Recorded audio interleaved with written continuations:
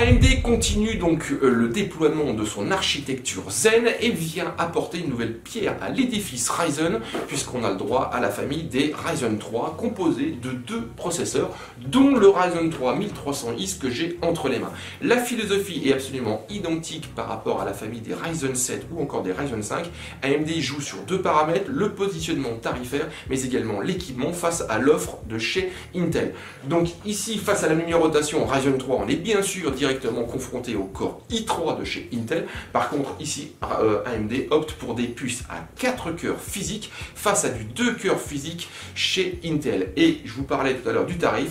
Donc la vitrine de cette famille Ryzen 3, le Ryzen 3 1300X, est annoncé sous la barre des 135 €, 134 € de mémoire de manière officielle. Donc présentation de ses principales caractéristiques. On regardera également rapidement ses prestations au niveau bureautique et de manière générale au niveau de la configuration, et on regardera également ses prouesses en gaming. Et je vous inviterai à nous retrouver sur le site en fin de vidéo afin d'avoir un test beaucoup plus complet, et surtout on a également mis à l'épreuve son petit frère, le Ryzen 3 1200. Donc pour l'heure, présentation de ce Ryzen 3 1300X est signé AMD, un processeur annoncé à 134 €.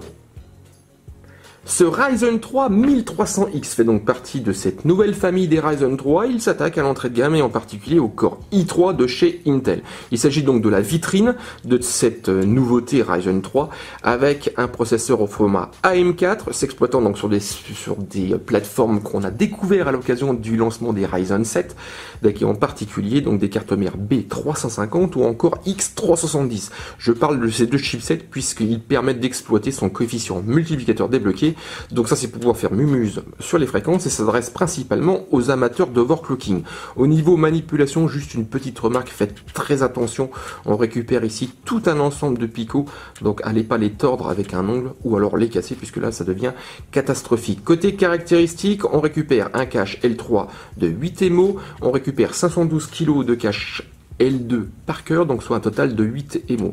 4 cœurs physiques, architecture Zen, on retrouve une fréquence de base calibrée à 3,4 GHz et un mode boost à 3,6 GHz. Par contre, petite remarque, vu qu'on a un processeur à 4 cœurs physiques, ici AMD propose également une fréquence de 3,7 GHz si on n'utilise que 2 cœurs. Donc ça, c'est pour un petit peu booster les performances avec des applications pas capables d'utiliser tout son potentiel. Et enfin, vous avez sûrement remarqué que sa dénomination comporte la lettre X, Ryzen 3 1300X, et ce petit X indique qu'on a le droit à la technologie XFR. Alors cette dernière utilise un tas de capteurs en interne pour savoir si le processeur est à l'aise dans un environnement confortable avec un système de refroidissement, on va dire performant, et dans ce cas là on a le droit également à une overclocking en automatique, donc permettant d'atteindre les 3,9 GHz.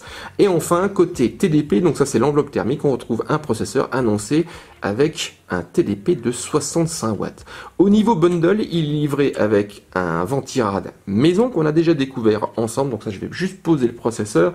Il s'agit du Vrain Steel que j'ai ici entre les mains. On retrouve une solution, on va dire assez entrée de gamme en fin de compte, au format top flow, ventilateur donc positionné à l'horizontale, dont son travail est de propulser l'air au travers donc d'un radiateur en aluminium à fines ailettes de forme circulaire. On trouve également ici de la pâte thermique préinstallée, donc là il faut que je fasse attention au niveau de la manipulation pour pas m'en mettre plein les mains. Et côté fixation, vous avez rapidement vu au niveau de l'introduction, on utilise la plaque arrière qui est présente sur les cartes mères, donc AM4. Donc il suffit simplement d'enlever les deux supports en plastique de part et d'autre du socket et d'utiliser donc 4 vis avec la plaque arrière. Ici il suffit d'utiliser donc un simple tournevis, et au niveau serrage, procédez toujours en croix.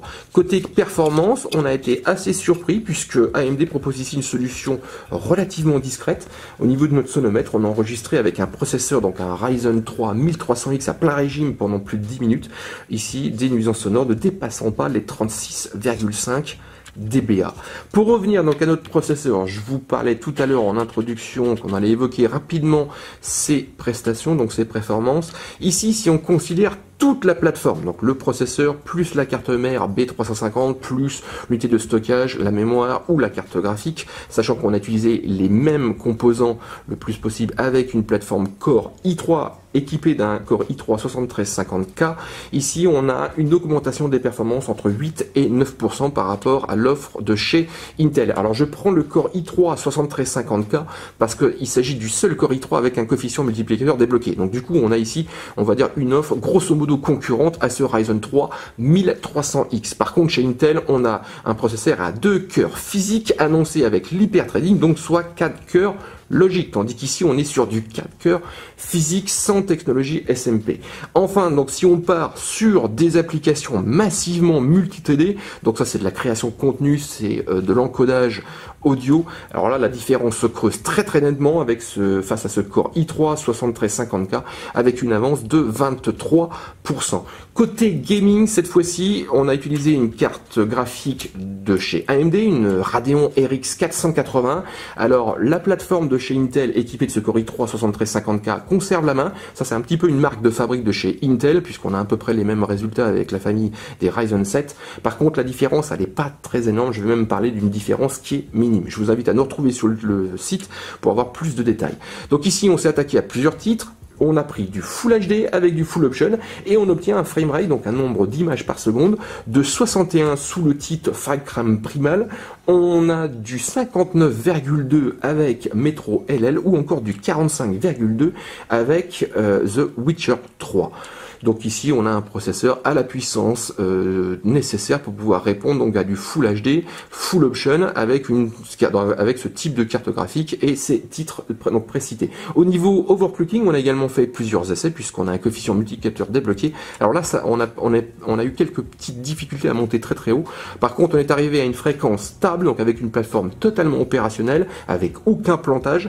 Donc quelle que soit l'application ou le taux de sollicitation ou même dans la durée, ici on est arrivé à obtenir du 3,825 GHz sur tous les cœurs avec de la DDR4 paramétrée en 2933 MHz et des timings de 16, 18, 18 et 18. Donc il s'agissait ici d'une rapide présentation donc du Ryzen 3 1300X de chez AMD et je vous invite donc à nous retrouver sur le site pour un test beaucoup plus complet où là vous trouverez donc tous les détails des benchmarks mais également une évaluation donc des prouesses de son petit frère le Ryzen 3 1200.